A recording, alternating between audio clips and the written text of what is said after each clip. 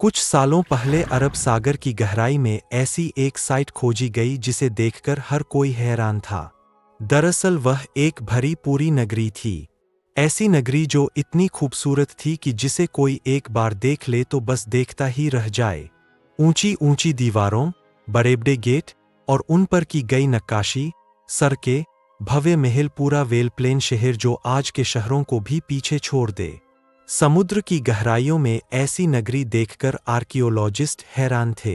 आखिर यह नगरी यहाँ पहुंची कैसे और यह कितनी पुरानी है, यह सवाल उनके मन में भी थी, जिनका जवाब ढूंढने के लिए उन पत्थरों के सैंपल लिए गए और कार्बन डेटिंग से पता चला कि वह पत्थर महाभारत काल के हैं।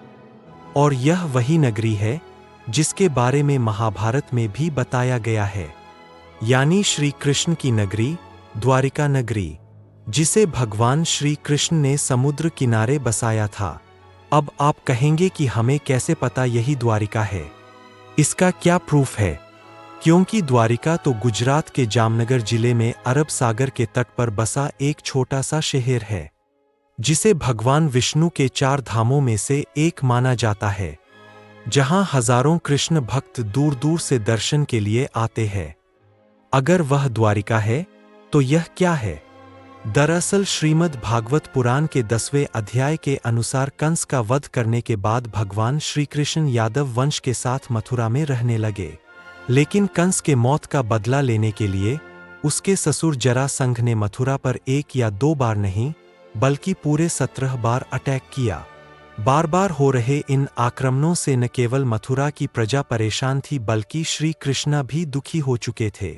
इसीलिए उन्होंने अपने प्रजा की रक्षा के लिए मथुरा से कहीं दूर जाना ही सही समझा और वह अपने पूरे परिवार और प्रजा के साथ वहां से 1285 किलोमीटर दूर अरब सागर किनारे जा पहुंचे और उन्होंने विश्वकर्मा को समुद्र के ऊपर एक नगरी बनाने का आदेश दिया।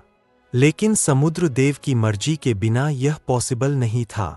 इसलिए भगवान श्री कृष्ण ने समुद्र देव की पूजा की, जिससे खुश होकर समुद्र देव ने अरब सागर के बीचों बीच 12 योजन या करीब 153 किलोमीटर धरती गिफ्ट की।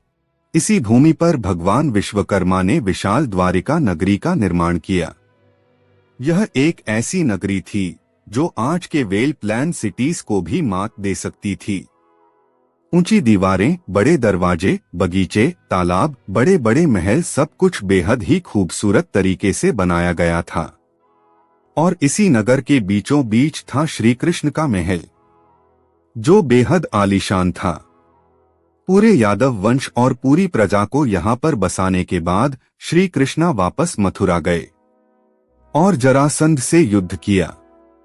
उनका वध करने के बाद वह अपने परिवार के साथ हंसी खुशी रहने लगे। लेकिन कहते हैं ना, यहाँ कुछ भी कांस्टेंट नहीं रहता, सुख दुख आता जाता रहता है और श्री कृष्णा भी इसी चक्र का हिस्सा थे। दरअसल कुछ समय के बाद पांडवों और कौरवों के बीच युद्ध शुरू होता है, जिसमें भगवान श्री कृष्ण अर्जुन के सारथी बने। 18 दिनों के भीषण युद्ध के बाद आखिरकार पांडवों की जीत हुई और यही से शुरुआत हुई खूबसूरत नगरी द्वारिका के सर्वनाश की। दरअसल महाभारत के स्त्री पर्व के अकॉर्डिंग माता गांधारी ने जब अपने 100 पुत्रों के शव देखे तो वह यह दुख नहीं सह पाई और उन्होंने भगवान श्री कृष्ण को अपने पुत्रों के मौत का कारण मानते हुए उन्हें श्राप दे दिया कि जैसे उनके वंश का नाश हुआ है, ठीक आज से 36 साल बाद तुम्हारे वंश का भी विनाश होगा। श्री कृष्ण इसके बारे में पहले से जानते थे, इसलिए उन्होंने माता गांधारी के श्राप को आशीर्वाद समझकर स्वीकार किया। इसके अलावा एक और श्राप था जो यादव वंश के विनाश का कारण था। एक बार की बात है जब द्वारका के पास बसे पवित्र स्थल पिंडारक में कई ज्ञानी साधु संत आए हुए थे। उन्हें देखकर श्री कृष्ण के पुत्र सांब ने अपने दोस्तों के साथ मिलकर ऋषि मुनियों के साथ शरारत करने की सोची। फिर क्या था, सांब एक गर्भवती स्त्री का वेश बदला और पहुंच गया साधु संतों के पास। वहां जाकर उसने ऋषि मुनियों से अपने होने वाले बच्चे के बारे में पूछा। ऋषि मुनि अपने साथ हो रहे इस मजाक से क्रोधित हो गए और उन्होंने सांब को श्राप दे दिया कि वह एक लोहे के मुसल को जन्म देगा जो यादव वंश के विनाश का कारण बनेगा। अब श्राप तो एक ही भारी होता है, यहाँ तो दो मिल चुके थे और कुछ समय बाद सांब ने एक मुसल को जन्म दिया। जब श्री कृष्ण के नाना उग्रसेन को इस बारे में पता चला तो उसने उस लोहे के मुसल के टुकड़े टुकड़े करवा के समुद्र में फेंक दिया। यही उन्हें गलतफहमी हो गई कि ऐसा करने से उन्होंने यादव वंश को खत्म होने से बचा लिया, क्योंकि जैसे ही उग्रसेन ने समुद्र में मुसल के टुकड़े टुकड़े करवाकर उस समुद्र में फेंका तो उन्हें मछलियां निकल गई और फिर वो मछलियां मछुआरों के जाल में जा फंसी। जब उन्हें चीरा जाता तो लोहे के मुसल के टुकड़े निकलते, एक शिकारी उस लोहे के टुकड़ों से जहरीले तीर बना लेता है और ऐसे टुकड़े टुकड़े होने के बाद भी यह लोहे का मूसल एक बार फिर तैयार हो जाता है यादव वंश के विनाश के लिए। लेकिन कैसे? दरअसल 36 साल बीत गए और वह समय आ चुका था जब माता गांधारी के श्राप को सच साबित होना था। पूरा यादव वंश नशे की लत में डूब चुका था। धीरे धीरे उन्होंने आपस में लड़ना शुरू कर दिया। फिर क्या था, अंदर ही अंदर यादव वंश में युद्ध छिड़ गया। भाई भाई को मारने लगा और अंत में पूरे राजवंश का विनाश हो गया। यह सब देखकर बलराम जी ने धरती का त्याग कर दिया और श्री कृष्ण जी जंगलों की तरफ निकल पड़े। कुछ देर चलने के बाद वह एक पीपल के पेड़ के नीचे जाकर लेट गए। तभी एक शिकारी ने उन्हें हिरण समझकर उन पर तीर चला दी। यह वही शिकारी था जिसने मछली के पेट से निकले मूसल के टुकड़ों से तीर बनाए और यह वही जहरीला तीर था जो लोहे के मुसल के टुकड़ों से बना था। जैसे ही यह जहरीला तीर श्री कृष्णा को लगा तो वह अपना शरीर त्याग कर परमधाम को चले गए और इस तरह यादव वंश खत्म हो गया। जब अर्जुन को पता चला तो वह दौड़कर द्वारिका पहुंचा, लेकिन तब तक वहां सब कुछ समाप्त हो चुका था। अर्जुन ने द्वारिका के लोगों को सुरक्षित स्थान में पहुंचाया। उसके बाद खाली होते ही पूरी द्वारिका नगरी समुद्र में समा गई। कई लोगों का द्वारिका को लेकर एक कंफ्यूजन होता है, आइए उसे भी दूर करते हैं। दरअसल आज द्वारिका को दो हिस्सों में बांटा गया है, द्वारिका और बेट द्वारका। द्वारका समुद्र के किनारे बसा एक छोटा सा शहर है और बेट द्वारका अरब सागर के बीच बसा एक द्वीप है। काफी सालों तक तो बेट द्वारिका को बैथोलॉजी या पौराणिक कथा मानकर नेग्लेक्ट किया जाता था। इसका रीजन यह था कि हमारे पास ऐसा कोई प्रूफ नहीं था जो पौराणिक कथाओं में शामिल इस खूबसूरत सी नगरी को असली साबित कर सके।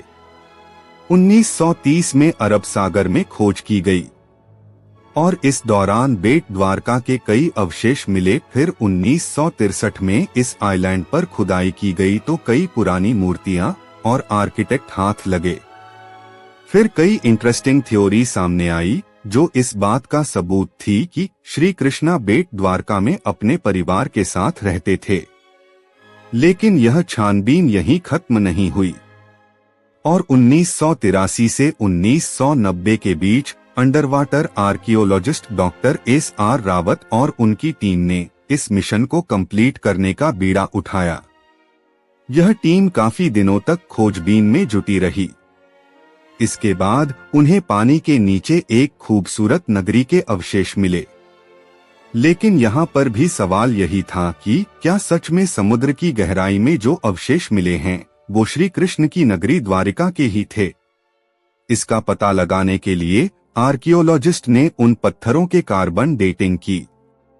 कार्बन डेटिंग से करीब 50,000 पुराने किसी अवशेष के बारे में पता लगाया जा सकता है कि वह किस युग का है।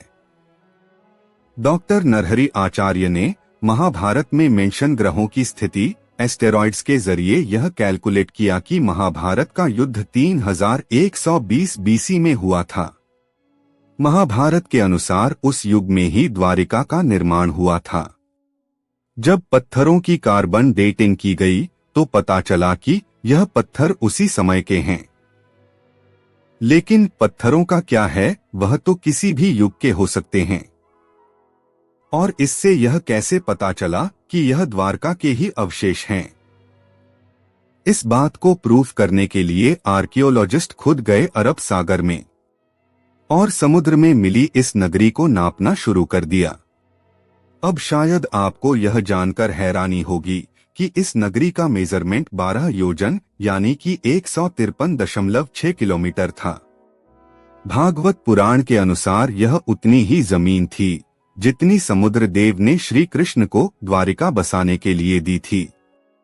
और यह इस बात का सबूत था कि श्री कृष्ण की नगरी द्वारिका है और समुद्र के नीचे आज भी यह खुदाई जारी है। तो यह थी कहानी श्री कृष्ण के द्वारका नगरी की। उम्मीद है कि इससे आपको काफी कुछ सीखने को मिला होगा। वीडियो पसंद आए तो लाइक करें, शेयर करें और चैनल को सब्सक्राइब जरूर करें। धन्यवाद।